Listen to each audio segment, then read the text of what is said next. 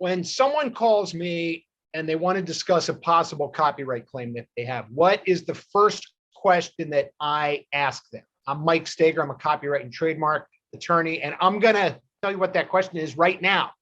The first thing I ask them is, do you have a registered copyright or have you applied for a copyright registration? Why is this important? Because if you want to maintain a copyright infringement claim, with a couple of very minor exceptions that are mostly going to depend on whether you are super famous and super successful and your copyrighted works sell for hundreds of thousands or millions of dollars. For everybody else, if you do not have a copyright registration, number one, you cannot bring an action in federal court. Number two, you cannot recover your attorney's fees if you win.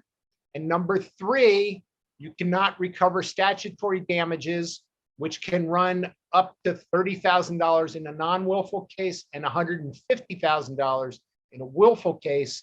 You won't be able to recover any of those if you have not registered your copyright, either number one, before somebody infringes it, or number two, within 3 months of when you first published the work. So if you are looking to protect your copyright, you need to act promptly to register the copyright. There are a couple of different ways you can do this.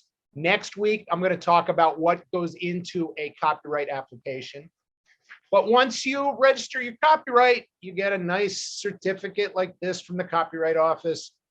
And your rights in your federal rights for statutory purposes run back to the day you file the application, not the day the registration is actually approved. So it's really important, if you think your copyrighted works have value and you think there's a chance people are going to infringe them, you need to register your copyright. We're going to talk more about how to do that next week. I'm Mike Steger. I'm a copyright and trademark attorney. And if you have any questions about registering or protecting your copyrights, give me a call.